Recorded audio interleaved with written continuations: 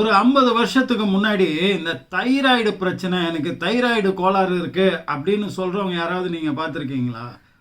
எங்கேயாவது ஒரு இடத்துல யாராவது ஒருத்தர் தான் அந்த மாதிரி சொல்லுவாங்க. ஆனால் இன்னைக்கு என்ன நிலைமைன்னு கேட்டிங்கன்னா, இந்தியாவில் மட்டுமே 45 மில்லியன் பேருக்கு வந்து இந்த தைராய்டு கோளாறுகள் வந்து இருக்கு அப்படின்னு சொல்லி டயக்னோஸ் பண்ணியிருக்காங்க. இனி வரப்போகிற ஆண்டுகளில் இது அபாயகரமான அளவில் அதிகரிக்கும் அப்படின்றது அறிவியலாளர்கள், மருத்துவ உலகம் வந்து வார்ன் பண்ணியிருக்கு.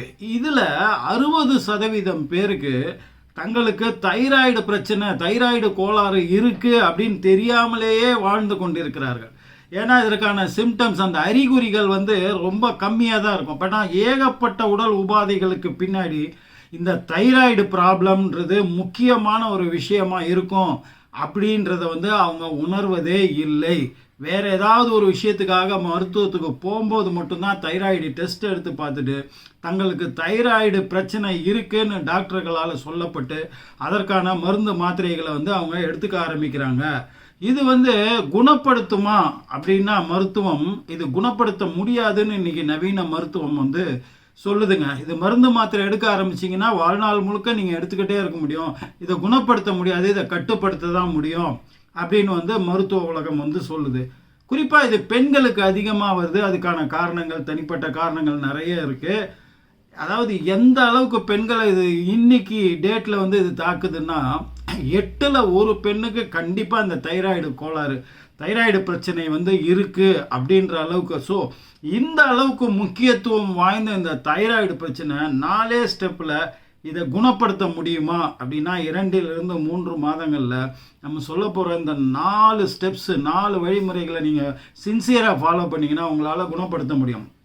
அதுக்கு முன்னாடி இந்த தைராய்டு அப்படின்றது என்னென்னா, அது ஒரு சுரப்பி, ஒரு பட்டாம்பூச்சி வடிவத்தில் இந்த தொண்டை பகுதியில் வந்து அது இருக்கிறது.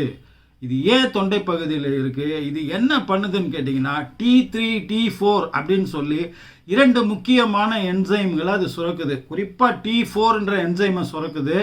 அது வந்து நம்மளுடைய கல்லீரல், மூளையில் உள்ள பிட்யூட்டரி கிளாண்ட், மீதி ஏகப்பட்ட விஷயங்களால் உடலுக்குள்ளே அது T3 மாற்றப்பட்டு ஏகப்பட்ட விஷயங்கள், இந்த T3 T4 இது 2மே சரியான விகிதத்தில் சுரக்கலைன்னா உடலில் நிறைய விஷயங்கள் ஒழுங்காக நடைபெறாது.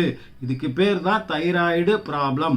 இந்த T3 T4 அதிகமாக சுரக்காமல் உடலுக்கு தேவையான அளவை விட கம்மியாக சுரந்ததுன்னா அதுக்கு பேர் ஹைப்போதைராய்டிசம் அப்படின்றாங்க. தேவைக்கு அதிகமாக அந்த T3 T4 சுரக்கும் போது அதுக்கு பேர் ஹைப்பர் தைராய்டிசம் அப்படின்னு சொல்கிறாங்க. இப்போ ஹைப்பர் 2மே இங்கே இருக்குது. ஹைப்பரை விட ஹைப்போதைராய்டிசம் இங்கே அதிகமான பேரை வந்து தாக்குது. சரி, பொதுவான அறிகுறிகள் என்னென்ன இந்த தைராய்டு ப்ராப்ளம் நமக்கு இருக்குது அப்படின்னாக்கா, பல்ஜிங் ஐஸ்ன்றாங்க. நம்மளுடைய கண்கள் வீக்கம், கண்ணை சுற்றி குறிப்பாக அடிப்பகுதியில் கண் வீக்கமாவது, நீர் கோர்த்து கொள்வது போல். அப்புறம் ஹேர் ஃபால், முடி உதிர்வு, பிரிட்டில் ஹேர், அதில் வந்து வலுவிழந்த, சத்து இல்லாத, மெலிந்த முடி. அதே மாதிரி நம்மளுடைய தோலும் வந்து அதே மாதிரி இருக்கக்கூடிய சரியான திக்னஸில் இல்லாமல் ரொம்ப மெல்லீஸான தோல் இருப்பது. அதுக்கு அடுத்தது வந்து வெயிட்டு.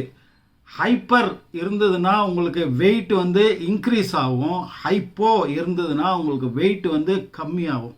அப்புறம் பசியின்மை, பசி அளவுக்கு அதிகமாக எடுப்பது. அப்புறம் டிப்ரெஷன், மன அழுத்தம், ஃபட்டிக்கு, எதை பற்றியும் ஒரு இன்வால்மெண்ட் இல்லாத தன்மை, டயர்ட்னஸ்ஸு, உடம்பில் வந்து வலுவற்ற தன்மை, எதையுமே செய்யக்கூடிய மூடு இல்லாத அந்த மூட் ஸ்விங்கு, டக்குன்னு மூடு மாறக்கூடிய தன்மை. அப்புறம் பெண்களுக்கு வந்து இது மென்சுரல் டிஸார்டர், உங்களுக்கு மென்சஸ் ஆகுது இல்லையா, அதில் நிறைய சிக்கல்கள் இருப்பது, மாதம் குறிப்பிட்ட சைக்கிளில் வந்து அது சரியாக அந்த மென்சஸ் வந்து வராமல் இருப்பது போன்ற ஏகப்பட்ட விஷயங்களை இதை அடுக்கிக்கிட்டே போகலாம். இவ்வளவும் அறிகுறி உங்களுக்கு இருந்ததுன்னா உங்களுக்கு தைராய்டு பிரச்சனை இருக்குது அப்படின்றத ஒரு டெஸ்ட் எடுத்து டாக்டரை கன்சல்ட் பண்ணி நீங்கள் அதுக்கான மருத்துவம் பார்க்கணும். இப்போ இதில் ஃபஸ்ட்டு நம்ம பார்க்க போகிறது என்னன்னு கேட்டிங்கன்னா, இந்த pills are not only the solution. நமக்கு மருந்து மாத்திரைகளை எடுத்தால் காலத்துக்கும் எடுத்துக்கிட்டே இருக்கணும், அவ்வளோதான் தைராய்டு வந்துருச்சு எடுத்துக்கிட்டே இருக்கணும் அப்படின்னு நீங்கள் விட்டுறக்கூடாதுன்றதுக்காக தான் இந்த வீடியோ. இதில் ஒரு 4 வழிமுறைகள் என்னன்னு கேட்டிங்கன்னா, ஃபஸ்ட்டு பில்ஸ் மட்டுமே இல்லை, ஆயுர்வேதா மாதிரி நிறைய நம்மளுடைய மண் சார்ந்த மருத்துவத்தில் வந்து இதை குணப்படுத்தக்கூடிய வழிமுறைகள் ஏகப்பட்டது இருக்குது அப்படின்னு சொல்லியிருக்காங்க. நீங்கள் அதெல்லாம் முயற்சி பண்ணி பார்க்கலாம். ரொம்ப ரொம்ப சிம்பிள், பெரிய செலவுகள் எதுவும் இல்லாத ஒரு விஷயம். ஃபஸ்ட்டு விஷயம் வந்து மசாஜ். மசாஜ் அப்படின்னும்போது அக்ரூட் அப்படின்னு ஒரு கொட்டை இருக்குது இல்லையா, வால்நட் அப்படின்னு சொல்லுவாங்கள்ல, நம்ம மூளை மாதிரியே இருக்கும். அதை உடச்சி பார்த்தீங்கன்னா அந்த அக்ரூட் கொட்டையினுடைய இதுலேருந்து தயாரிக்கப்பட்ட, அந்த பருப்புலேருந்து தயாரிக்கப்பட்ட எண்ணெய், இது ரெடிமேடாக கூட கிடைக்குது, ஆன்லைன்லேயும் கிடைக்குது, நிறைய ஸ்டோர்ஸ்லேயும் கிடைக்குது. அக்ரூட் ஆயில் இல்லைன்னா வால்நட் ஆயில் அப்படின்னு கேட்டு அது கொஞ்சம் நல்ல பிராண்டாக சுத்தமான இதுவாக பார்த்து வாங்கிக்கிங்க. இதில் ஒரு 4-5 ட்ராப் விரலில் போட்டுக்கிட்டு அதை வந்து இந்த தொண்டை பகுதியில், இப்போ நம்ம படத்தில் காமிக்கிறோம் பாருங்கள், அது குறிப்பாக எந்த இடத்துல இருக்கும் இந்த சுரப்பி அப்படின்றது, இந்த சுரப்பி இருக்கக்கூடிய இடத்துல வந்து நல்லா வந்து இதை மசாஜ் பண்ண வேண்டும். இப்படி ரவுண்டு இந்த மாதிரி வட்ட வடிவமாக, அப்புறம் இந்த side clockwise and anti clock வைஸில் ரப் பண்ணுங்கள். அப்புறம் இதோட சைட்லேயும் அந்த எண்ணெயை வந்து தேய்ங்க, இந்த சைட்லேயும் தேய்ங்க. அக்ரூட் ஆயில் வந்து இந்த பிட்யூட்ரி கிளாண்ட்ஸ், மூளையில் உள்ள பிட்யூட்ரி கிளாண்ட்ஸை தூண்டி வைக்கக்கூடிய ஒரு குணம் உள்ளது. அது வந்து இந்த தைராய்டு கிளாண்ட்ஸையும் நமக்கு அதில் ஏதாவது ப்ராப்ளம் இருந்ததுன்னா அதை ஆக்டிவேட் பண்ணி அதை சரிவர இயங்க வைக்கும். இது ஏன் வந்து இந்த தைராய்டு கிளாண்ட்ஸ் வந்து தொண்டை பகுதியில் இருக்குன்னா, இதுக்கும் மூளைக்கு அடியில் உள்ள அந்த பிட்யூட்ரி கிளாண்ட், பிட்யூட்ரி சுரப்பி இருக்குல்ல, அதாவது உடலில் உள்ள சுரப்பிகளுக்கெல்லாம் ராஜா, அவரோட கண்ட்ரோலில் தான் எல்லா சுரப்பியும் இருக்குது.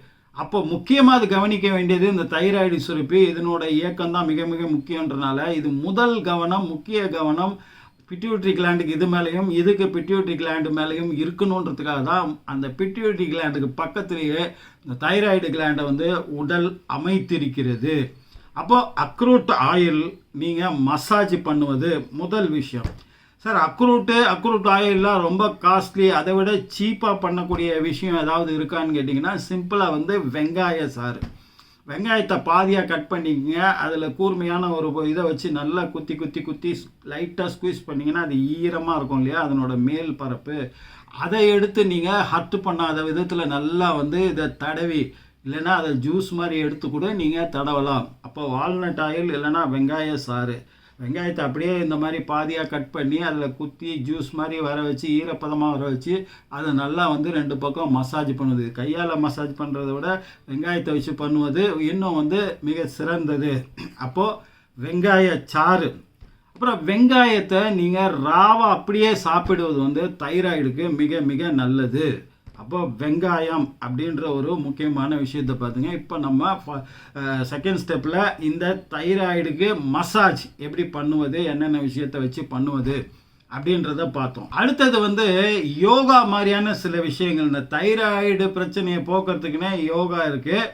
அது வந்து உஜ்ஜயி, பிராணாயாமா, சிங்காசனா, இந்த மாதிரியான விஷயங்களை வந்து நீங்கள் ட்ரை பண்ணலாம். படத்தில் நம்ம காமிக்கிறோம் பாருங்கள், அந்த மாதிரியான விஷயம். இல்லைன்னா சிம்பிளாக மூச்சு பயிற்சி அதிலே பண்ணலாம். ஒரு 15 மினிட்ஸ் இதுக்கு நீங்கள் தினமும் செலவு பண்ண வேண்டியது மிக மிக அவசியம். அதாவது மூச்சு பயிற்சின்னு என்னன்னு கேட்டிங்கன்னா, நல்லா ரிலாக்ஸான பொசிஷனில் உட்காந்துக்கிட்டு நீங்கள் மூச்சை வந்து தொண்டை வழியாக இழுப்புது. ஒரு சவுண்டு ஒன்று கொடுத்தீங்கன்னாக்கா மூச்சை இழுத்து விடும்போது அந்த சவுண்டு, இல்லைன்னா ஸ்டார்டிங்கில் வந்து நீங்கள் ஒரு சவுண்டை கிரியேட் பண்ணுங்கள் தொண்டையிலேருந்து. ஆரம்பத்தில் அப்படி பண்ணும்போது உங்களுக்கு இருமல் மாதிரியான பிரச்சனைகள் வரலாம், அதனால் பெரிய பிரச்சனை ஒன்றும் கிடையாது. இது இந்த இடத்துல வந்து ஒரு அழுத்தத்தை கொடுத்து அதை வந்து ஆக்டிவேட் பண்ண வைப்பது. அப்போது மெல்லமாக வந்து இந்த தொண்டையிலேருந்து ஒரு சவுண்டை கிரியேட் பண்ணி, பொதுவாக யோகா மாதிரி விஷயத்தில் ஓம் அப்படின்ற விஷயத்தை வந்து அவங்க பண்ண சொல்கிறாங்க. இல்லை உங்களுக்கு எது கன்வீனியன்ட்டோ அந்த சவுண்டை வந்து நீங்கள் இங்கே தொண்டை பகுதியில் கிரியேட் பண்ணிவிட்டு, அப்படி பண்ணிக்கிட்டு இருக்கும்போதே நீங்கள் தலையை நல்லா தூக்குவதும், தலையை ஃபுல்லாக கீழே இறக்குவதும், இது வரைக்கும் கீழே இறக்குவதும், மேலே தூக்குவதும், கீழே இறக்குவதும், மேலே தூக்குவதுமாக ஒரு 20 முறை வந்து நீங்கள் பண்ணணும். அந்த சவுண்டு பண்ணும்போது வேறு வேறு விதங்களில் இந்த தொண்டை பகுதியில் அந்த தைராய்டு கிளாண்ட்ஸுக்கு ஒரு ப்ரெஷர் ஏற்படுது. இது வந்து அதை ஆக்டிவேட் பண்ணுறதுக்கு மிக மிக பயன்படுது அப்படின்னு சொல்கிறாங்க. இதிலே கொஞ்சம் மாடிஃபை பண்ண தான் அந்த உஜ்ஜயி, பிராணாயாமா அப்படின்றாங்க. அப்போ அதுவும் மூச்சை வந்து தொண்டை வழியாக தொண்டையில் அழுத்தம் கொடுத்தவாறு உள்ள இழுத்து விடுவது. சிங்காசனான்றது சிங்கம் நிற்கிற மாதிரி நிலைமையில் இருந்துட்டு நாக்கை நல்லா வெளியே தள்ளிட்டு தொண்டையிலேருந்து ஒரு சவுண்டை வந்து உருவாக்குறது. படத்தில் இருக்கிற பாருங்க அந்த மாதிரி பொசிஷனில் நாக்கை வெளியே நல்லா நீட்டிட்டு தொண்டை பகுதியிலேருந்து ஒரு சவுண்டை வந்து கிரியேட் பண்ணுவது. ஆக மொத்தம் இந்த தொண்டை பகுதியில் ஒரு அழுத்தத்தை நீங்கள் எந்த விதத்துலலாம் உட்புறத்திலிருந்து கொடுக்குறீங்களோ அதெல்லாம் வந்து நீங்கள் பண்ணலாம். இது அடுத்தது வந்து ஒரு ஒழுக்கம் சார்ந்த டயட், உணவு முறை, சாப்பிடும் முறை.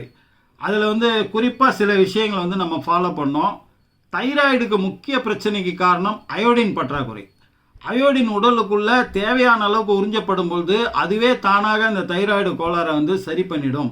அப்போ தைராய்டு கோளாறு இருக்குன்னா உங்களுக்கு அயோடின் பற்றாக்குறை இருக்குன்னு அர்த்தம். அயோடின் எதில் இருக்குன்னா உப்புல இருக்குது. பொதுவாக நம்ம கடையில் வாங்கி சாப்பிட்ற அந்த உப்புலையோ அந்த உப்பு பாக்கெட்டுங்கள்லையோ பாக்கெட் பண்ணி வர உப்புலையோ தூள் உப்புலையோ வந்து அயோடின் இருப்பதில்லை. அதை வந்து வெளுத்து போக வைப்பதற்கான அந்த ப்ராசஸ் நிறைய விஷயங்கள் பண்ணும்போது அயோடின் அதுலேருந்து வெளியே போயிடுது. ஸோ அயோடின் உள்ள உண்மையான ஆர்கானிக்கான ராக் சால்ட், கல் உப்பு, அதை வாங்கி அது நிறைய விற்கிது, ஆன்லைன்லேயும் விற்கிது. நீங்கள் தேடி பிடிச்சி அதை வாங்கி நீங்கள் பயன்படுத்த ஆரம்பிக்கணும். ஸோ நீங்கள் இந்த உப்பை பயன்படுத்திக்கிட்டே இருக்கிறவருக்கு ஏன் இதை வாழ்நாள் ஃபுல்லாக நம்ம மருந்து மாத்திரையில் ஓட்டுறோன்னா உப்பை அவாய்ட் பண்ணி நம்ம சாப்பிட முடியாது. அப்போ நமக்கு ஈஸியாக கிடைப்பது இந்த தூள் உப்பு, அதில் அயோடின் இல்லாத உப்பு. அயோடின் நம்ம உடம்புக்குள்ளே சேருவதில்லை. அப்போ அது சேர்ப்பதற்கான ஒரே விஷயம் கல் உப்பு. அந்த கல் உப்பை சேர்த்து நீங்கள் குறைந்தபட்சம் 2 அல்லது 3 மாதத்துக்கு சாப்பிட்டு வந்தீங்கனாலே உங்களுக்கு அது தானாக சரியாக போயிடும். சரி, நம்பர் 2, கொத்தமல்லி விதைகள். நல்லா ஞாபகம் வச்சுங்க, இது வந்து 100% வெரிஃபைடு அண்டு ப்ரூவ்டு ஃபேக்ட். இப்போ நம்ம சொல்ல போகிறது அறிவியல் பூர்வமானது. இப்போ கொத்தமல்லி விதைகள், கோரியாண்டர் சீட்ஸ் அப்படின்றாங்க. இது என்னென்னா நம்ம தனியா தூள் வாங்கி இது யூஸ் பண்ணுறோம் இல்லையா, அதுதான் அந்த தனியா விதைகள் இருக்குது இல்லையா, அந்த தனியா விதைகளை தனியாக வாங்கி வச்சுக்கோங்க. இதை வந்து நல்லா இடித்து, இப்போ நம்ம படத்தில் காமிக்கிற மாதிரி கடையிலெல்லாம் விற்கிது இல்லையா, அந்த இடிப்பான் மாதிரி விற்கிறாங்க இல்லையா, அதில் போட்டு நல்லா இடித்து, இது நீங்கள் மிக்சியில் அரைக்கக்கூடாது. மிக்சியில் அரைச்சிங்கன்னா மிக்சியோடைய ஹீட் அதில் சேரும்போது நம்ம சொல்கிற விஷயம்லாம் அதில் கிடைக்காம போயிடும்.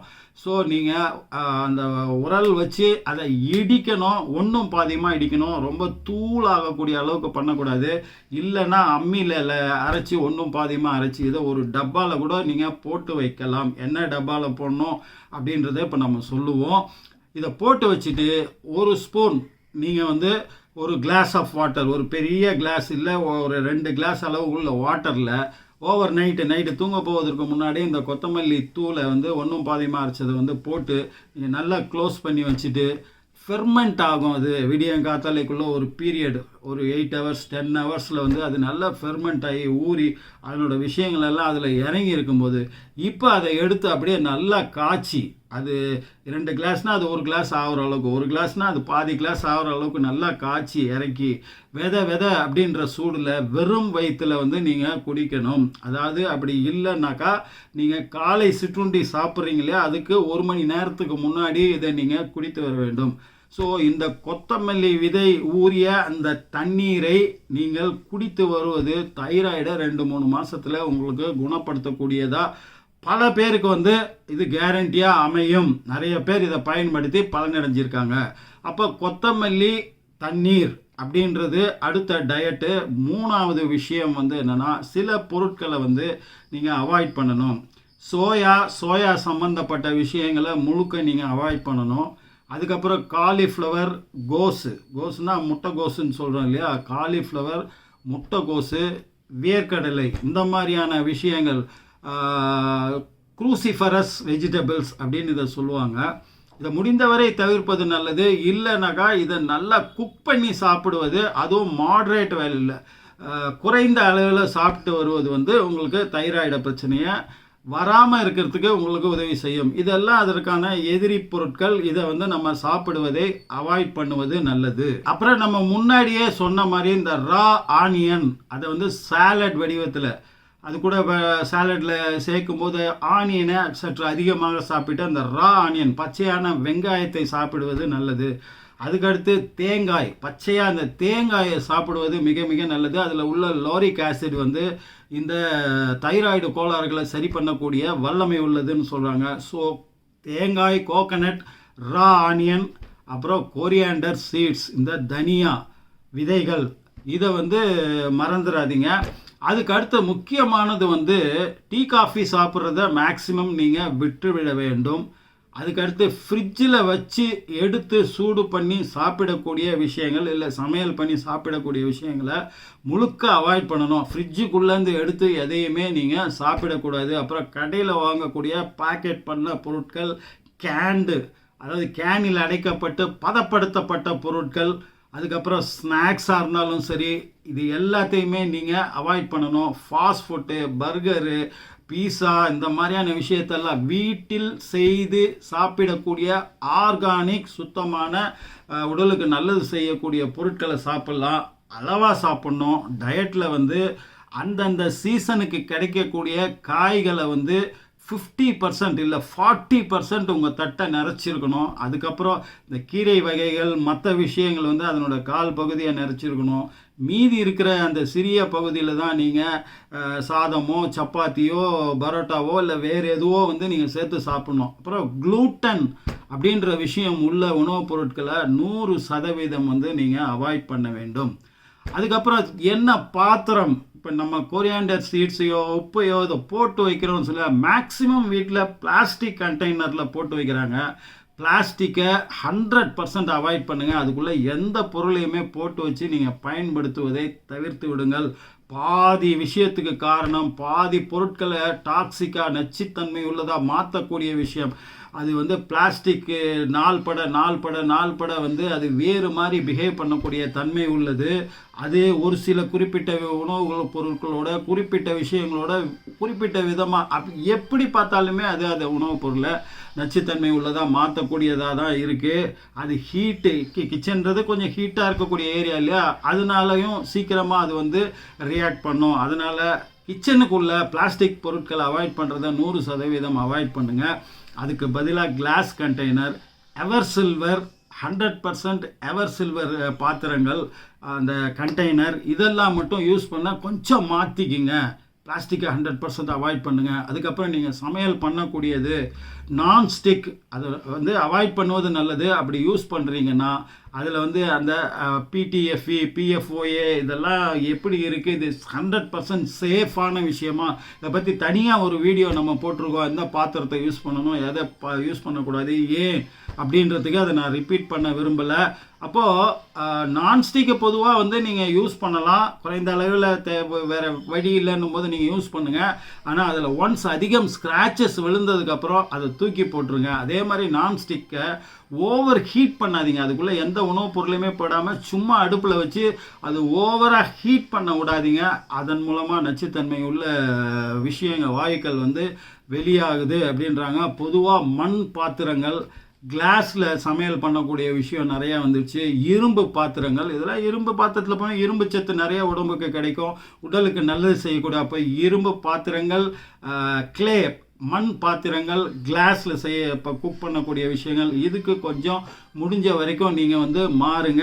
அலுமினியம் அந்த விஷயத்தெல்லாம் கூட நீங்கள் அவாய்ட் பண்ணுவது நல்லது. அதுக்கப்புறம் ரெகுலராக எக்ஸசைஸ் பண்ண வேண்டியது, மனசை சந்தோஷமாக வச்சுக்கொள்ள வேண்டியது, சிரித்த முகத்துடன் இருப்பது, வெயிலில் அதிகாலையிலையும் ஈவினிங்லேயும் வெயிலில் நிற்பது, உடம்புக்கு வைட்டமின் டி தரக்கூடிய உணவுப் பொருட்களையும் விஷயங்களையும் நீங்கள் பண்ணுவது, இந்த மாதிரியான விஷயங்களை பண்ணும்போது ஒன்லி மருந்து மாத்திரையே டிபெண்ட் பண்ணி நம்ம இருந்தோம்னா இந்த மருந்து மாத்திரையோட சைடு எஃபெக்ட்ஸ் வருது, நிறைய விஷயங்களால் வருது. இந்த மருந்து மாத்திரைகளோட சைடு எஃபெக்ட்ஸுக்கு அதுக்கப்புறம் மாத்திரையை சாப்பிட வேண்டியதாக இருக்கும். அது ஒரு செயின் மாதிரி அப்படியே வந்து போயிட்டுருக்கோம். ஒரு 2 அல்லது 3 மாதம் நம்ம சொன்ன இந்த 4 வழிமுறைகளை பாருங்கள். உங்களில் பெரும்பாலானவருக்கு இந்த தைராய்டு கண்டிப்பாக குணமாகும். அடுத்து ஒரு நல்ல வீடியோவில் உங்களை சந்திக்கிறேன். அதுவரை உங்களிடமிருந்து விடைபெறுவது உங்கள் ஏஜேஜ். நன்றி.